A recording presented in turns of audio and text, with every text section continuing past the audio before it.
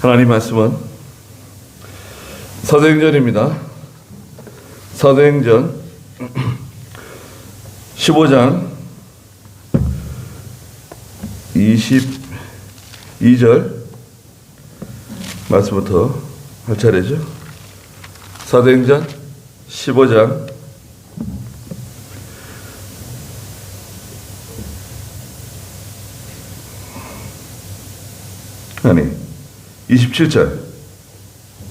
27절부터입니다.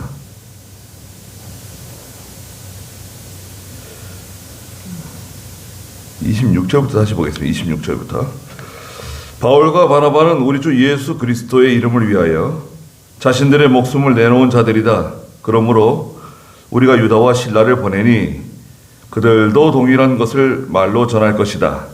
성령과 우리는 여러분에게 이런 필요한 것들 외에는 아무 짐도 더 지우지 않기로 하였으니 곧 우상의 제물과 피와 목매어 죽인 것과 음행을 멀리하라는 것이다. 만일 너희가 이것들을 스스로 삼가면 잘 될 것이다.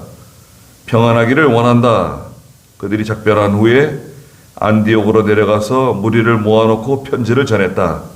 무리가 읽고 그 위로한 말에 대하여 기뻐하였다. 유다와 실라 자신들도 선지자들이었으므로 여러 말로 형제들을 권면하여 굳건히 하였다. 그들이 얼마 동안 그곳에서 지낸 후에 형제들에게서 평안히 가라는 전송을 받고 자신들을 파송한 자들에게로 돌아갔다. 그리고 34절 보면요, 그 밑에 각주에 보시면 34절, 그러나 신라는 그들과 함께 머무는 것을 좋게 여겼고 유다만 떠났다. 네, 거기까지 보았습니다. 교회를 굳건히 하는 방법이 무엇인가? 여기 이제 32절 마지막에 보면은 이제 그 유다와 실라 자신들도 선지자들이었으므로 여러 말로 형제들을 권면하여 굳건히 하였다. 고 되어 있거든요. 마지막 41절에도 보면 시리아와 길리기아를 두루 다니며 교회들을 굳건히 하였다. 교회가 굳건해지는, 견고해지는 방법이 무엇인가? 먼저 여기 바울과 바나바에 대해서 지난주에 잠깐 말씀드렸는데요. 26절 한번 읽어보시겠어요? 바울과 바나바는 우리 주 예수 그리스도의 이름을 위하여 자신들의 목숨을 내놓은 자들이다. 그러므로 우리가 유다와 실라를 보내니 그들도 동일한 것을 말로 전할 것이다. 바울과 바나바가 이제 안디옥 교회에서 파송한, 예루살렘 교회로 이제 파송한 사람들이죠. 교회에서 일어나는 여러 가지 그 문제에 대해서 예루살렘 교회에 있는 그 여러 사도들, 예수님의 제자들이었던 사도들과 또 교회의 감독들, 또 교회의 그 지도자급에 있는 장로들 이렇게 모여서 중요한 문제를 가지고 이제 상의를 한 거예요. 회의를 한 거예요. 그런데 그 회의가 이제 다 끝나고 거의 이제 서로 이제 합의를 보는 거죠. 회의가 모두 이제 만장일치로 누구도 뭐 반대하거나 다른 말을 하지 않고 다 이제 회의를 종결하는 겁니다. 결정하는 거예요. 결정할 때에 그 안디옥 교회에다가 편지를 써서 보내는 거예요. 바울과 바나바를 예루살렘 교회로 보냈는데 예루살렘 교회에서 모든 사도들과 감독들이 편지를 써서 안디옥 교회에다가 이제 그 내용을 알려주는 거예요. 사람을 보내서 구두로 듣는 것도 중요하지만 문서를 보내는 거죠. 오늘날에도 이제 회의가 끝나면 우리 총회 같은 경우에는 총회가 끝나면 바로 그 다음 날 지금은 이제 카톡으로도 뜨고요. 그다음에 우편물도 옵니다. 총회 촬요가 해요. 촬요라 그래가지고 총회에서 결의한 내용. 총회가 개신측 총회 몇 회 개신측 총회 어디서 모여서 몇 시부터 회의를 했고 결정난 것은 이겁니다. 이런 보고를 받았고 결정난 건 이겁니다. 이제 그 총회 차료가 이제 날라와요. 차료. 그런 것 같아요. 그래서 이제 거기에 뭐 총회장 누구, 서기 누구 이렇게 도장 다 찍어가지고 이제 차료가 옵니다. 그 총회 결의사항, 요번에 우리가 회의를 해서 이런 보고를 받았고 이런 결론을 내렸습니다. 그 보고서가 오는 거죠. 뭐 거기 참여했고 다 들었지만 결정문을 받는 거죠. 여기도 마찬가지예요. 예루살렘 교회에서 안디옥 교회에다가 그 결정 사항을 바울과 바나바 편에 보내는 거예요. 거기 뭐라고 썼냐면 바울과 바나바는 26절에 있는 것처럼 주 예수 그리스도의 이름을 위하여 우리 주 예수 그리스도의 이름을 위하여 자신들의 목숨을 내놓은 자들이다. 그걸 썼어요.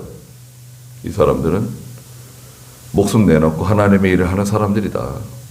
목숨을 아까워하는 사람들이 아니다. 그러니까 뭐 자기 어떤 사적인 욕심, 물질적인 욕심, 명예 욕심 그런 거 없다 이거죠. 아니 목숨 내놓고 나가는 마당에 무슨 자기 개인적인 무슨 명예 영광을 위해서 뭐 사적인 욕심을 위해서 그런 거 하는 거 아니죠. 그리고 세상에 사는 날 동안에 하나님께서 물질 좀 주시면 그걸 다 쓰는 거예요. 잘 쓰셔야 돼요. 물질을 이렇게 모아서 쌓아두고 모으라고 주시는 게 아닙니다. 예수 믿는 성도에게 주시는 물질은 쌓아두고 모아두라고 주시는 물질이 절대 아니에요. 이것을 잘 쓰라는 거예요. 첫째는 믿는 일에 잘 쓰고 두 번째는 뭐예요? 먹고 사는 일에 쓰는 거예요. 예. 하나님 주신 물질 가지고 첫째 믿는 일 하고 우리가 수입이 있으면 12조 생활하고 하나님께 감사드리고 또 하나님의 선교에도 이바지하고 어떤 장로님한테 전화가 왔어요. 월요일날 시간 있냐요. 월요일날 산에 기도하러 가기 때문에 안 되는데 목사님 좀 오셔야 된다는 거예요. 무슨 일 때문에 그러세요? 그랬더니 이제 자기하고 이제 교회하고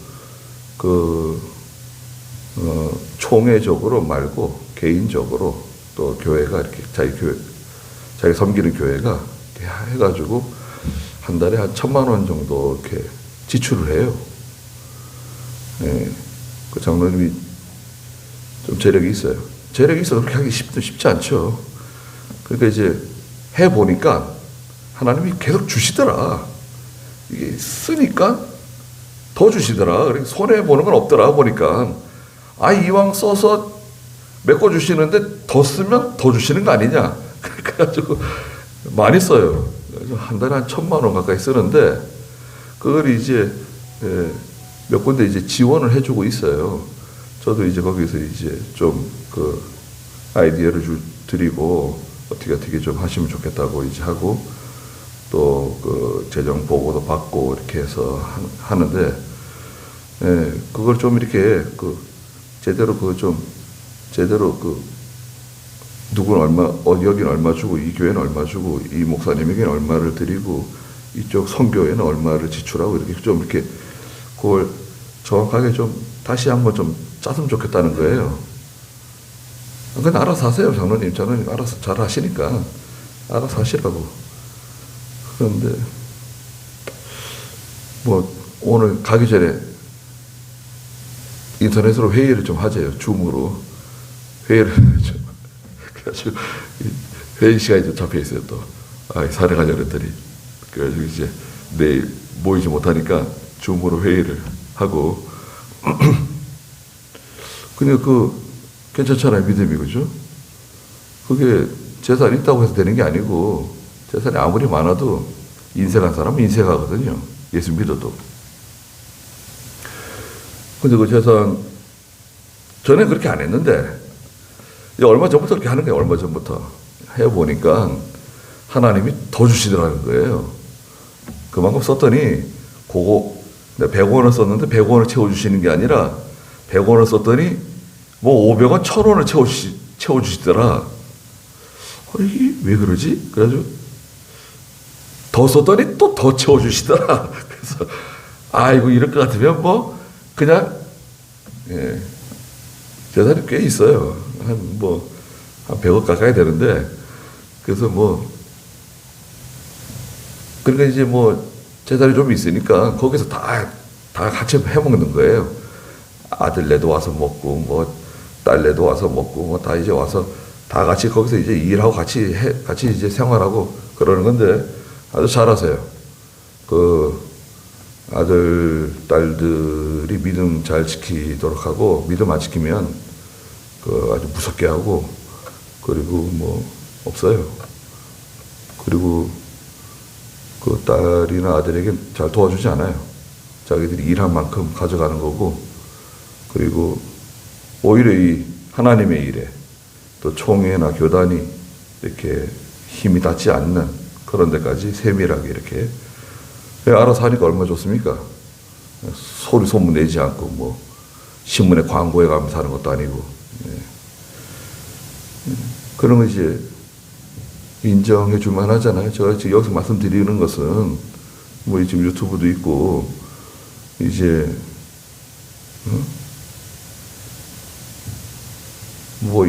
있는 분들 있잖아요. 있으면서 그거 가지고 그냥 자세하고 또 그거 가지고 또 자네들에게 물려주고 그런 자격도 안 되는 사람들한테 돈 줘가지고 괜히 꼴값하게 만드는 거예요. 자네들 교만해져가지고 망하게 만드는 거예요. 그럴 바에는 그 하나님 일했으면 좋잖아요. 오히려 하나님께 더 주시고 말이죠. 그건 자기가 깨달은 거예요. 해보니까 이렇게 하더라. 깨달아가지고. 그래서 이제, 이렇게 나눠서.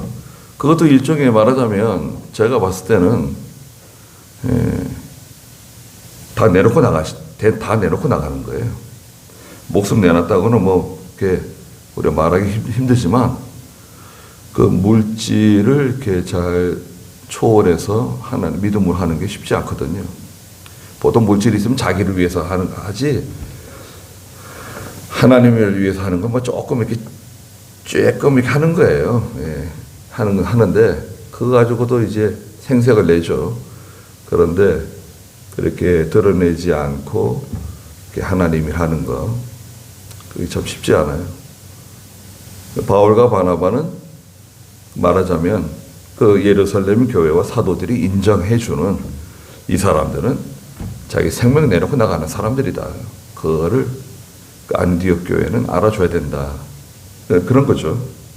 그리고 우리가 그 바울과 바나바와 함께 여기 유다와 실라도 함께 보낸다. 이 사람들은 우리가 보내는 파견하는 사람들이다.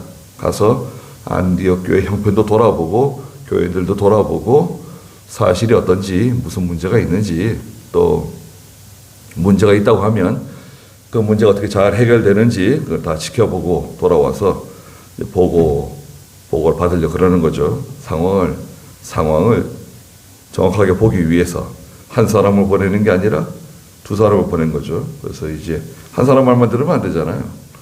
두 사람의 말을 들어보고 상황이 사실이 이렇구나 하는 것을 정확하게 이제 알기 위해서 두 사람을 보낸 겁니다.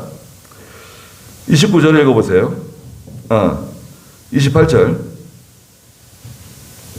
성령과 우리는 여러분에게 이런 필요한 것들 외에는 아무 짐도 더 지우지 않기로 하였으니 곧 우상의 제물과 피와 목매어 죽인 것과 음행을 멀리하라는 것이다.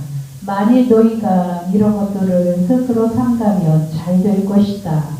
평안하기를 원한다. 성령과 우리는 그랬습니다. 성령과 우리는 하나님의 뜻이고, 하나님의 뜻이고 또 교회가 결정한 것이다 이거예요. 성령과 우리는 여러분에게 이런 필요한 것들 외에 아무 짐도 더 지우지 않기로 결정했다. 그 짐이 뭐였냐면 레위기 11장이에요. 레위기 11장. 여기서 말하는 짐은 구약의 그 제도와 의식과 그 의문, 형식적인 그 예식적인 것들이 있잖아요. 레위기 11장이 그거죠. 짐승은 먹을 수 있는 짐승. 먹을 수 있는 짐승은 쪽발 갈라지고 동시에 새김질하는 짐승 외에는 먹지 못한다. 쪽발 갈라지고 새김질 동시에 하는 짐승만 먹을 수 있다.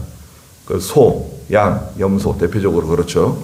초식동물 반추위를 가지고 새김질을 하는 이런 짐승들 먹을 수 있고 물고기는 지느러미가 있고 반드시 비늘이 있어야 된다. 그렇지 않은 것은 먹을 수 없다. 그래서 이제 비늘이 있고 지느러미 있는 그런 고기들 먹을 수 있고 뱀장어, 뭐 오징어, 뭐 문어, 뭐 이런 것들 낙지 이런 거 못 먹는 거예요. 비늘 없는 것들 또 지느러미가 있어도 안 돼요. 비늘이 있어야 된다. 그것도 이제 해제시켜 주는 거예요. 해제시켜 주고 짐승도 해제시켜 주고 뭐 날 짐승들 중에서 먹을 수 있는 거 먹지 못하는 것들 그 다음에 뭐 기어다니는 것들 뭐 배로 기어다니는 것들 곤충들 가운데 또 여러 가지 저게 레위기 11장에 말씀하신 그런 의문이라 그래요. 의문, 의식과 제도. 그 의문을 해제시켜 주시는 거예요. 해제. 어디서 해제됐냐? 사도행전 15장에서 해제된 거예요. 그 율법도 해제된 거냐? 아니에요. 율법이 해제된 게 아닙니다. 사도행전 15장에서 해제됐다 해가지고 십계명도 해제되고 뭐 다 해제됐다 그러면 안 돼요. 그건 더 나간 겁니다. 더 나가면 안 돼요. 좌로나 우로나 치우치지 말라 그랬잖아요. 한쪽으로 확 치우치면 안 돼요. 치우치면 어떻게 되죠? 그게 방종인데 방종. 그걸 우리는 신학적으로는 자유주의라고 그래요. 자유주의. 예수 믿고 하나님 섬기지만 자유주의로 나가는 신앙. 자유주의는 아주 안 좋은 겁니다. 악질적인 거예요. 그러면 우리 십계명은 그대로 가져가는 거예요. 십계명은 그거 얼마나 귀합니까? 하나님 외에 다른 신을 섬기지 말라고. 또 우상 어떤 걸 만들거나 절하지 말고 하나님의 이름 망령되이 걷지 말고 안식일 거룩하게 지키고 부모 공경하고 살인하지 말고 거짓말하지 말고 도둑질하지 말고 살인, 간음, 도둑질하지 말고 그 다음에 거짓말하지 말고 남의 물건 탐내지 마라. 이걸 버리면 어떻게 해요? 그걸 뭐라 그러죠? 버리는 거? 그걸 폐법주의라고 해요. 폐법주의. 율법 필요 없다. 주장하는 사람. 그걸 폐법주의자라 그러죠. 그것도 교회 안에 있습니다. 들어보면 알아요. 이분이 이런 주장을 하는구나. 들어보면 압니다. 그건 잘못된 거예요. 그분이 아무리 뭐 잘생기고 인격적으로 훌륭하고 나를 사랑해주고 아무리 그래도 잘못된 건 잘못된 거예요. 그래서 이제 신약 시대에는 다른 거 다 빼고 이제 그 레위기 11장 이제 그건 다 해제시켜주고 요것만 우리가 명령한다. 요건 지켜야 된다. 요긴한 거. 이건 요긴한 거다. 이건 우리 명령이다. 뭡니까? 29절에 보니까 곧 우상의 제물 먹으면 안 된다는 거예요. 우상에게 경배하는 건 물론 안 되고 우상의 제물을 먹는 것은 우상의 제단에 참여하는 죄와 같다.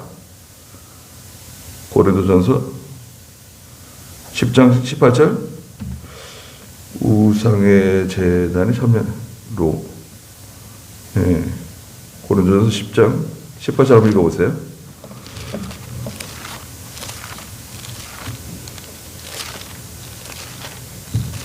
고린도전서 10장 육신을 따라 난 이스라엘을 보아라. 재물을 먹는 자들은 제단에 참여하는 자들이 아니냐. 그 재물, 그 우상의 재물 먹잖아요. 지금 우리나라로 말하면 제사상의 음식 먹는 거, 또 부엌에서 제사 음식 만들다가 그 남은 거 그거 먹는 거, 제단에 참여하는 거 똑같다. 재물 먹는 거는 제단에 참여하는 거하고 똑같다.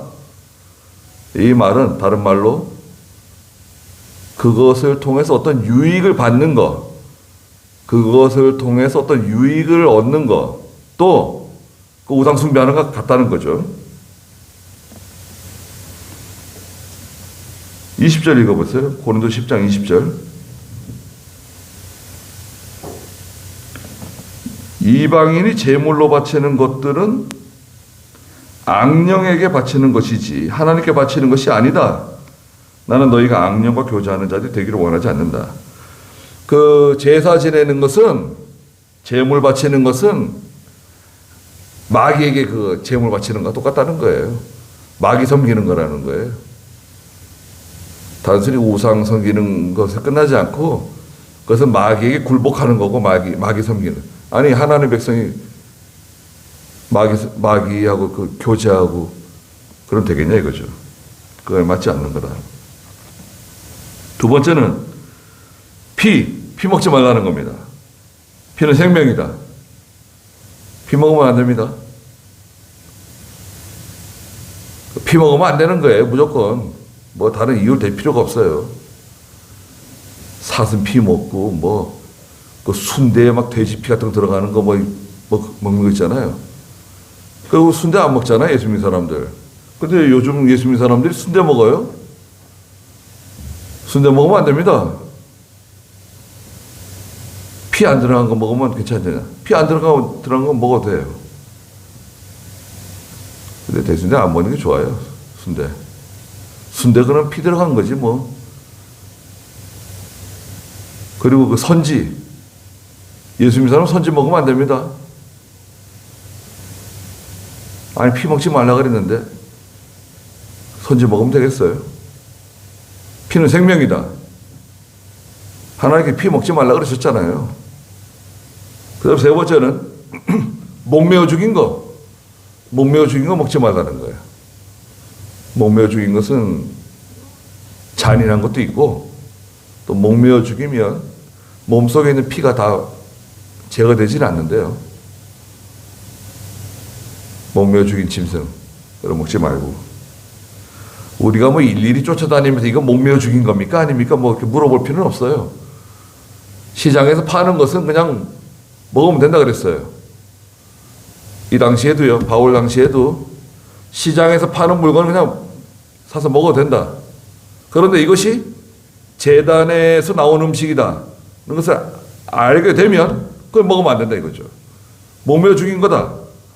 알게 되면 그건 먹지 말아야 된다 이거죠. 그러나 모르는 상태에서는 먹어도 된다. 모르는 상태에서는.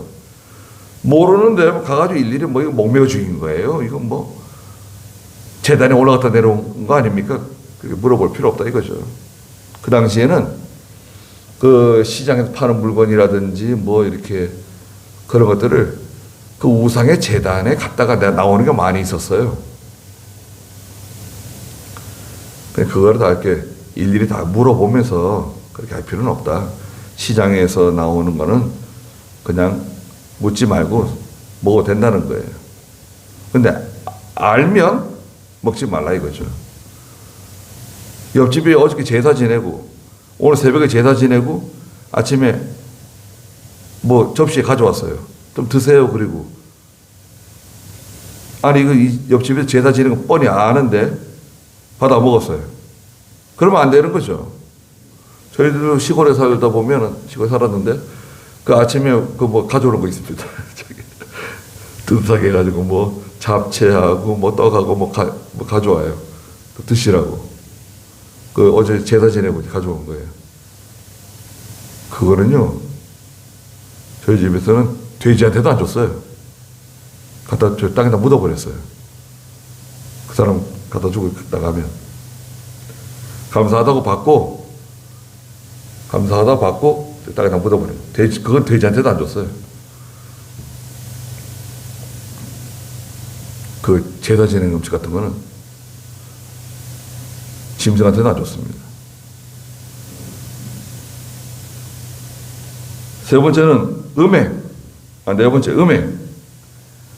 예수 믿는 사람은 음행하면 안 됩니다. 음행하면 안 돼요. 음행하게 되면 하나님이 큰 그 징계를 받을 수 있어요.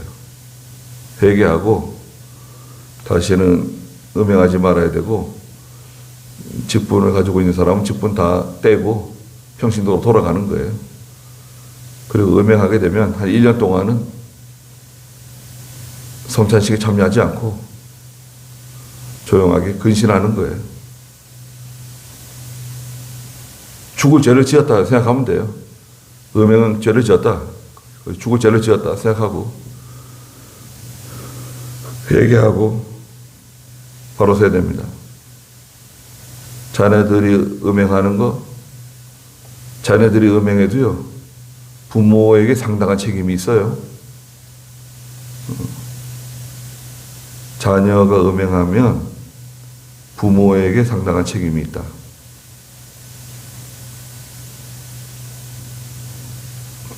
왜? 자녀가 죽은 거나 다름없어요. 살아있어도. 영적으로 하나님의 큰 징계를 받은 거예요. 자녀 죽은 거로 생각해 보세요.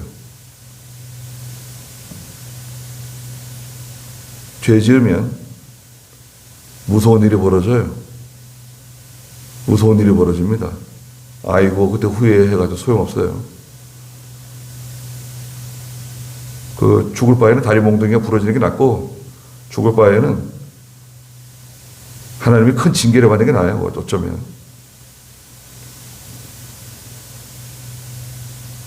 잘못하면 죽는다고요. 죄 지으면 하나님께서 그냥 징계를 하시는 게 아니라 데려가실 수 있어요. 왜냐하면 이런 죄는요, 정지가 잘 안 돼요. 한번 음행죄를 지으면 한번 음행죄 짓고 딱 끊는다. 그게 잘 안 돼요. 뭐 사랑합니다, 어쩐다, 뭐 이런 핑계 저런 핑계 대면서 길게 가는 거예요, 이렇게. 그러다 이제 하나님 징계를 받는 거죠. 엘리 대제사장이 자기 아들들이 죄를 지을 때 뭐라고 말했죠? 뭐라고 말했습니까? 사무엘상 2장에서 아들을 불러다 놓고, 야, 내가 내 귀에 들리는 소리가 있는데 좋지 않은 소리가 들린다? 좋지 않은 소리가 들린다 그랬어요. 이놈의 자식들. 그러고 그 나이가 많거든요. 엘리 대제사장이 뭐 90세가 넘었는데 사무엘상 1장에 뭐라고 그랬습니까? 보세요. 사무엘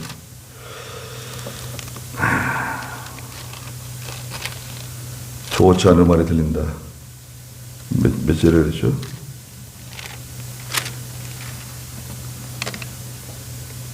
이 장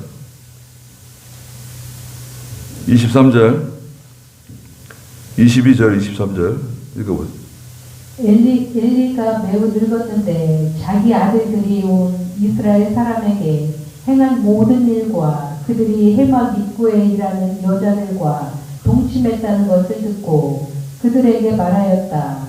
왜 너희는 이런 일들을 하느냐? 왜 너희는 이런 일을 하느냐? 그리고요. 내가 이 모든 백성에게서 너희의 악행을 듣고 있다. 내가 너희의 악행을 듣고 있다. 그리고요. 세 번째는 내 아들들아, 그렇게 하지 마라. 여호와의 백성 가운데서 내가 들은 소문이 좋지 않으니. 네, 그렇게 하면 안 된다. 내가 들은 소리가 좋지 않다. 거기서 끝났어요. 말로 이렇게 훈계하고 말았어요. 말 들어요?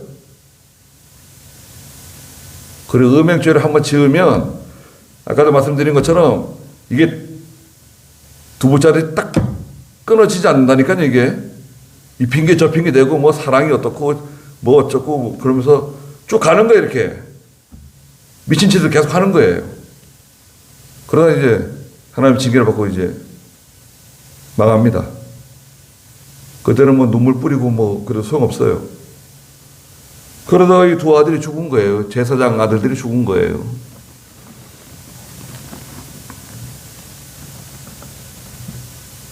말로 이렇게 해가지고는 안 돼요. 어떤 무서운 징계가 따라가야 돼요. 징계하지 않으면 어떻게 되는 거죠? 히브리 12장에는 징계가 오지 않으면 너는 사생자다. 네가 사생자이기 때문에 징계 안 하는 거다. 미워하기 때문에 하나님께 징계받아 망하라고 징계 안 하는 거다. 그러나 사랑한다고 하면 왜 너를 징계하지 않겠냐? 하나님도 마찬가지죠. 사랑하기 때문에 사랑하는 자를 징계하는 거다. 죽는 것보다는 다리가 부러지는 게 나아요. 그렇지 않습니까? 죽는 것보다는 머리가 깨지는 게 난 거야, 아예. 더 낫죠. 죽는다니까요. 죽는 게 뭐 멀리 있는 게 아니잖아요.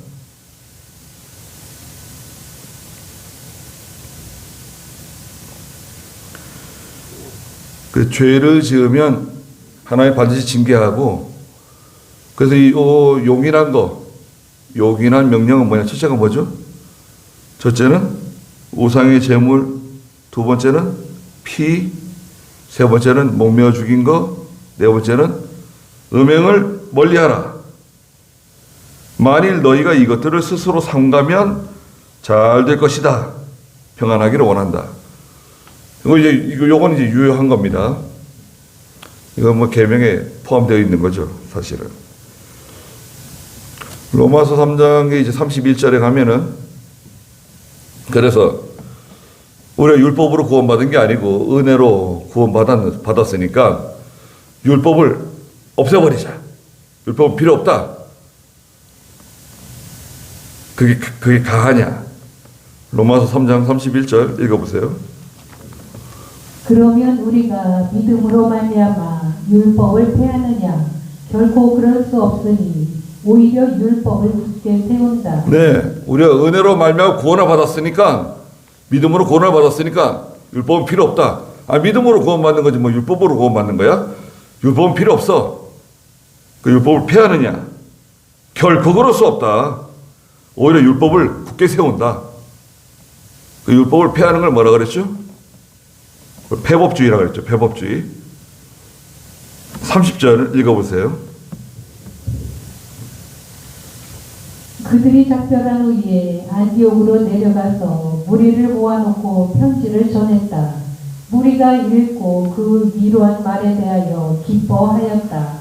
유다와 실라 자신들도 선지자들이었으므로 여러 말로 형제들을 권면하여 굳건히 하였다. 네. 그래서 이제 바울과 실라가 예루살렘 교회에 있는 성도들과 사도들과 또 감독들과 이제 작별의 인사를 나누고 이제 안디옥으로 떠났습니다. 안디옥은 이제 그 이스라엘 저 북쪽으로 올라가가지고 북쪽에 가면 이제 아랍 나라가 있죠. 아랍 나라 수도 다마스쿠스 그 위에 두로와 시돈 땅을 지나서 두로와 시돈이 이제 그 지중해 연안의 도시 국가들이죠. 그 쭉 올라가가지고 저기 이제 지금은 말하면 뭐 터키 끝쯤 될까요? 그래서 이제 그 안디옥 해안 도시예요. 큰 도시입니다. 안디옥은 아주 번성한 도시예요.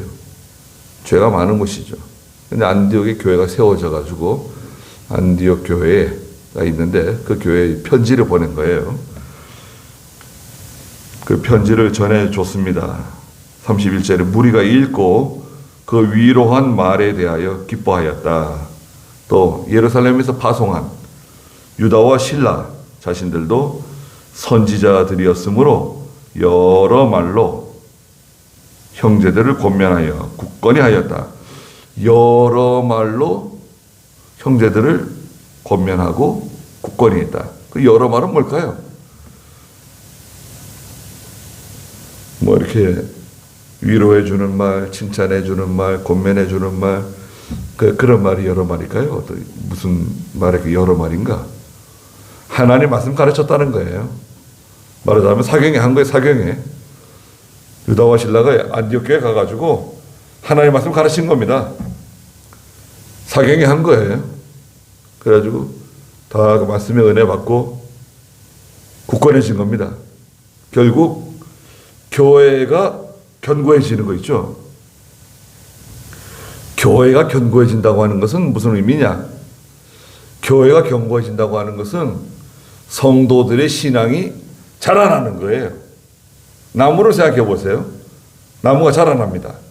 그러면 뿌리는 가만히 있는데 위에 나무만 둥치만 자라나요. 그게 정상입니까? 아니 벽실을 뿌렸는데 논에다가 위에 벼는 자라나는데 뿌리는 그대로 있다. 그건 정상 아니죠. 벼가 자라나는데 그 뿌리가 얼마나 막 쫙 뻗어가지고 그냥 그 물을 흡수합니까? 또 얼마나 깊이 또 뿌리를 박습니까? 잘 뽑히지 않잖아요.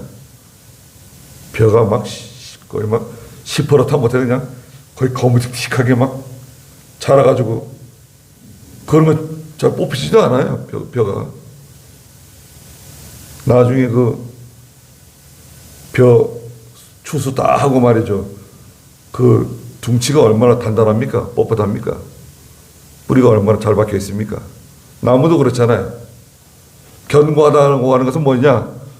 믿음이 자란남과 동시에 뿌리가 깊어지는 거예요. 하나님 말씀 속에 뿌리를 깊이 내리는 거예요. 이것은 신앙생활 오래 했다고 되는 게 아니다 이거죠. 내가 예수 믿은 게 언젠데?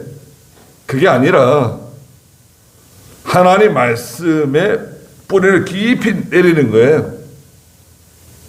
진리를 순종해가지고 많은 진리를 깨달아 알고 하나님의 은혜를 받아가지고 그 토양 위에서 믿음이 자라난 거예요.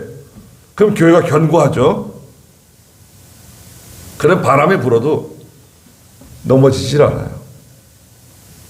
개인도 그렇고 교회도 마찬가지고 가정도 마찬가지입니다. 바람은 불게 돼 있어요. 바람 안 부는 게 오히려 이상해. 바람이 살랑살랑 불 때는 괜찮은데 바람이 막 세게 불고 막 태풍이 오고 그냥 벼락이 치고 그래 보세요. 그러면 벼들이 막 넘어지고 그러잖아요. 나무도 넘어지고. 넘어지지 말아야 돼. 넘어지면 안 돼.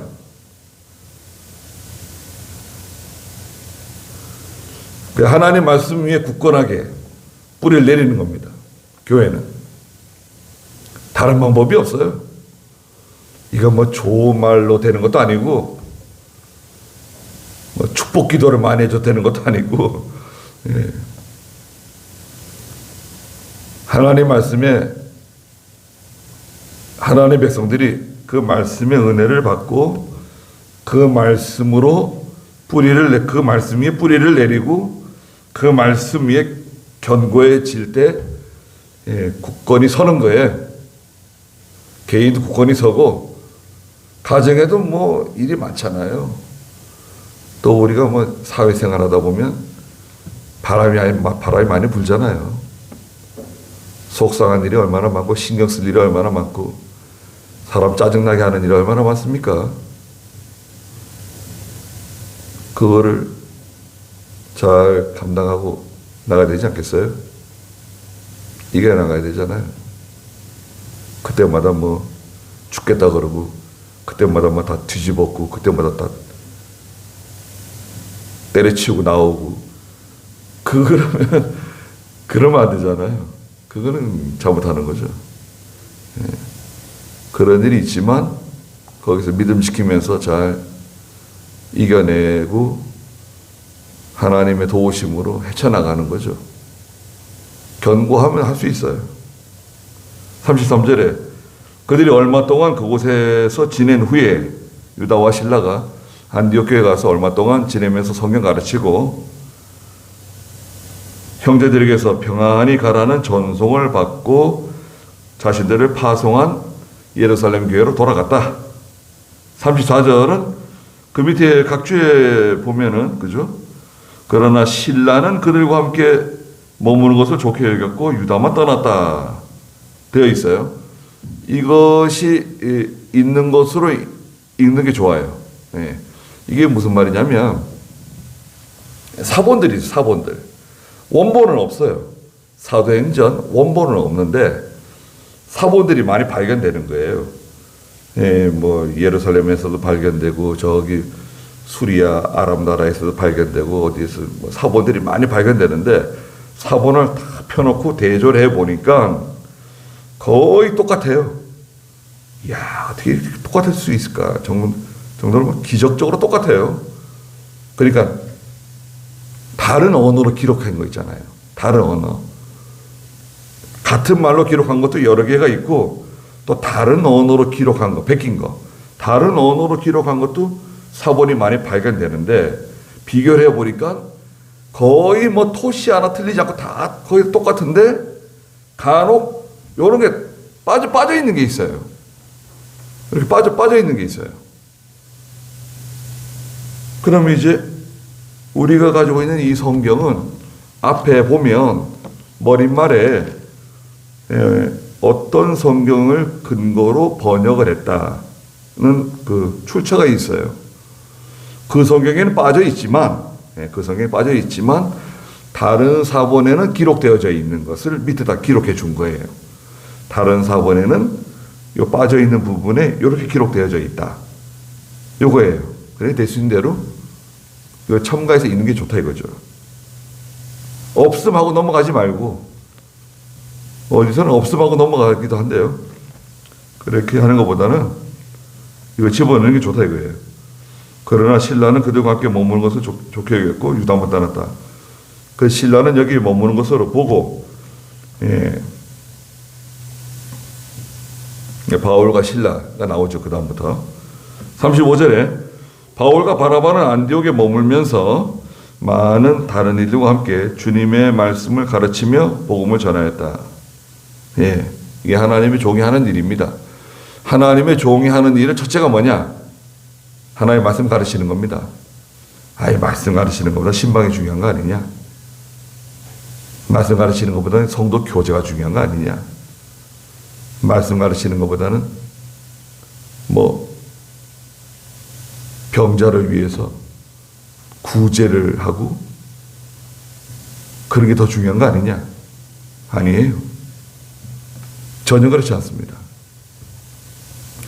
그럼 말씀 가르치는 게 얼마나 중요한 거냐? 비중이 얼마나 되냐?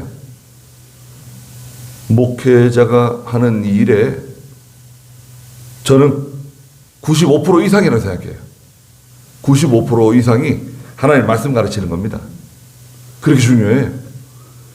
그 나머지 5%에 신방도 있고 기도도 있고 저기 뭐 교인들 교제도 있고 그렇게 포함되어 있는 거예요. 95%는 말씀과 기도 두 가지. 여기에 전력을 다 기울여야 돼요. 말씀과 기도에다가. 이거 안 하고 이제 다른 거 하면 이제 그때는 이제 문제가 생기는 겁니다. 말씀과 기도에 95% 투자를 하는 거예요. 저는 그런 주의입니다. 여러분들이 뭐 동의를 하시지 않으시지 모르겠는데 저는 그런 주의고 제 주변에 있는 목사님들에게도 그걸 강조합니다. 예. 다른 거 필요 없다. 도대체 뭐 하냐 도대체.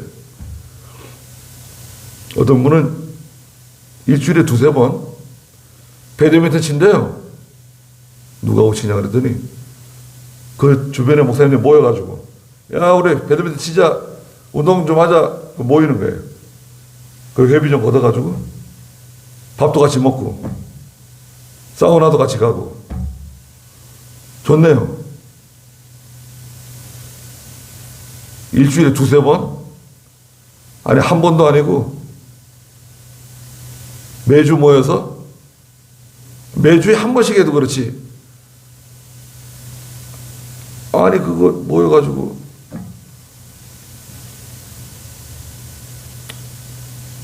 아니 뭐 그 죄는 아니지만 아니 그게 정당한 건가?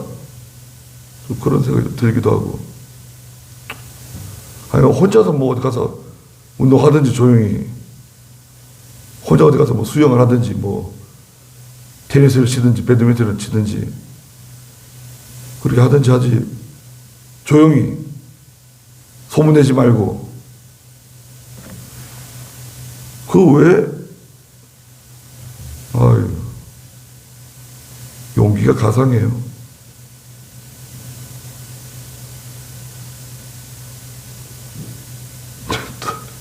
또 유튜브 보고 와가지고 또 저한테 뭐라 그럴지 모르겠네. 여하튼 용기가 가상합니다. 네.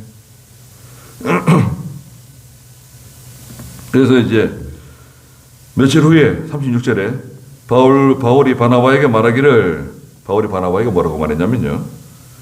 우리가 주님의 말씀을 전한 모든 성읍으로 돌아가서 형제들이 어떻게 지내는지 살펴보자. 1차 선교 여행을 하고 돌아왔잖아요. 돌아오고 나서 이제 예루살렘 교회 갔다가 이제 돌아온 건데, 바울이 바나바에게 우리가 지난번에 한 바퀴 돌았는데, 저기 선교 여행 갔다 왔는데, 그들이 지금 이제 어떻게 지내는지, 하나님 말씀이 어떻게 바로 생활하고 있는지 한번 돌아보자. 예, 의견을 제시했어요. 그러니까 바나바는 마가라고 불리는 37절에 마가라고 불리는 요한도 함께 데려가려고 했어요. 바나바는 저 마가도 데려갑시다. 마가 요한 있잖아요. 마가 요한의 다락방 그 마가 있잖아요. 마가복음을 기록한 마가예요. 마가도 데려가자. 그런데 바울은 안 된다. 마가는 못 데려간다. 38절에 바울은 밤빌리아에서 자신들을 떠나 자신들과 함께 일하러 가지 않은 이 사람 누구죠? 마가 데려가지 않는 것이 옳다고 생각하였다. 지난번에 1차 선교여행 다닐 때 마가도 데려갔었는데 밤빌리아에서 달아나 버렸어요. 너무 힘드니까 너무 힘들고 무서워가지고 돌아갔어요. 따라오다가 이런 사람은 어떻게 데려가냐? 아니 뭐 따라올 때는 언제고 힘들다고 무섭다고 위험하다고 따라오다가 달아났어요. 달아났다고 하면 그렇고 돌아갔어요 집으로. 그런 사람 어떻게 다시 쓰냐? 못 쓴다. 바울은 못 쓴다. 바나바 그 친척인가 그래요 마가가. 그래 좀 데려가자. 믿음 어려도 좀 데려가면서 이렇게 믿음을 키워줘야 되지 않겠냐. 데려가자고. 산기도 데려가고 좀 데려가자.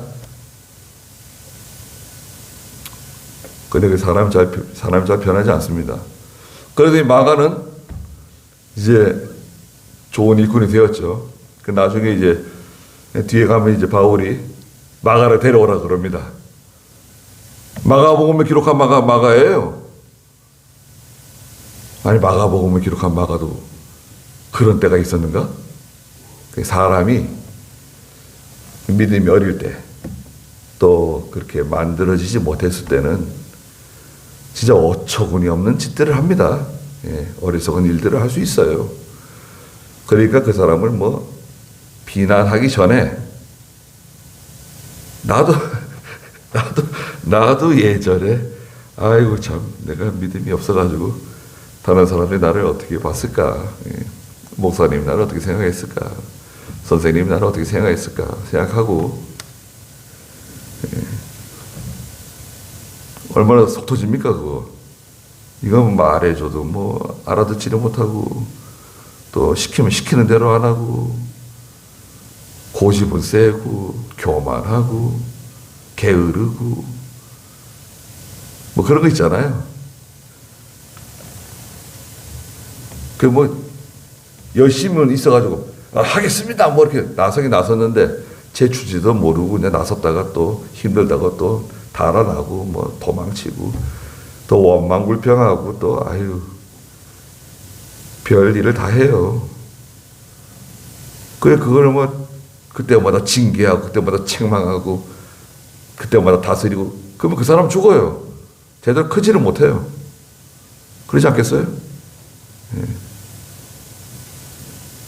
집에 개를 키우는데 개가 말 안 듣는다고 말할 때만 때려주고 그냥 굶겨주고 맨날 구박 주고 그러면 개가 잘 클까요? 개가 아마 병들든지 아니면 이 집에 살다가 죽겠다 그러고 달아나든지 뭐 선택을 하겠죠. 사람도 마찬가지지 않겠어요? 사람도 자꾸 구박하고 그냥 못한다 그러고 그러면 어떻게 되겠어요? 좀 잘 못하더라도. 근데 지금 안 된다 이거예요. 바울의 입장은 지금은 안 된다. 지금 중요한 일이기 때문에 마가가 또 문제를 일으킬 수 있다. 그러면 큰일 난다. 교회에 심각한 영향을 줄 수 있으니까 지금은 안 된다 그러는데 바나바는 마가를 데려가겠다 그러는 거예요. 그래서 막 다퉈요. 바울과 바나바가 이 문제를 가지고 19절에 그러므로 그들이 서로 심한 논쟁을 하고 갈라서 버렸어요. 갈라섰어요.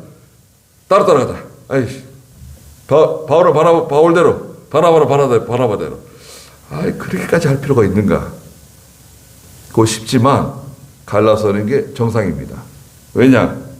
여러분 다툴 바에는 갈라서는 게 정상입니다. 다툴 바에는 그냥 싸우고 다투고 그냥 물고 찢고 맨날 그럴 바에는 갈라서는 게 좋아요. 뭐 더 그래? 서로 진리가 안 맞는데 서로 진리가 안 맞고 신앙이 안 맞고 안 맞는데 그럼 누군가 양보를 해야 되잖아요. 누가 양보할 거예요? 내가 양보를 해? 나 양보하면 안 되는데 저 사람 양보 안 한다네. 계속 싸우고 다투고 갈 바에는 갈라서는 게 좋아요. 그래 교단이 나눠지는 거예요. 교파가 나눠지는 거예요. 교파가 나눠지는 게 정상적인 겁니다. 기독교 종교 역사상 교파가 나눠지고 교단이 나눠지는 게 정상인 거예요. 야곱의 아들이 12아들이 있잖아요. 12아들 믿음이 다 달라요. 요셉의 믿음, 유다의 믿음, 레위의 믿음, 르우벤의 믿음, 시므온의 믿음이 다 다른데 같이 우리 하나가 되자. 하나가 되자는 게 있어요. 그 운동. 그걸 에큐메니칼이라고 해요. 에큐메니칼. 우리 에큐메니칼 반대입니다. 부활절 연합예배 반대. 부활절 연합예배가 뭐예요? 자기 교회에서 예배 드리는데 왜 연합예배를 드려요? 신앙도 다 맞지 않는데. 신앙이 맞지 않아요. 우리하고 감리교하고 신앙이 안 맞고 우리하고 침례교하고 신앙이 안 맞아요. 성결교하고 안 맞아요. 신앙이. 왜 같이 예배를 드려? 맞지도 않는데. 화학적으로 연합이 안 된다고요. 물리적으로 같이 모여서 예배 드린다고 화합되는 게 아니에요. 화학적으로 이렇게 연합이 안 되는데 그거 왜 섞어놔요? 그렇게 변질되는 게 변질. 그래서 변질이 들어오는 거예요. 못된 거 배워오고. 바나바는 마가 데리고 배를 타고 키프로스로 갔고 바울은 실라를 데리고 형제들로부터 주님의 은혜에 맡기는 인사를 받고 떠나 시리아와 길리기아 다니며 교회들을 굳건히 하였다. 교회가 굳건히 되는 방법은 하나님 말씀이다. 말씀을 통해서 교회가 굳건히 된다. 거기까지 하죠. 기도하겠습니다. 거룩하신 하나님, 바울과 바나바가 예루살렘에서 모든 일정을 마치고 안디옥으로 돌아올 때 실라와 유다도 같이 동행했다 그랬습니다. 실라와 유다가 안디옥에 와서 하나님 말씀을 가르치며 교회와 성도들을 굳건히 했다고 말씀하셨습니다. 교회는 하나님의 말씀으로 진리와 영감으로 하나님의 은혜로 말미암아 견고해지고 뿌리가 내리고 성장하며 굳건해진다고 말씀하셨사오니 저희가 하나님의 말씀으로 굳건히 세워지는 교회가 되게 해주시고 저희가 되게 해주시옵소서. 또 여러 가지 갈등이 생겼을 때, 문제가 생겼을 때 그것을 믿음으로 지혜롭게 잘 처리하는 또 저희가 또한 되게 주시옵소서. 예수님의 이름으로 기도드리옵나이다. 아멘.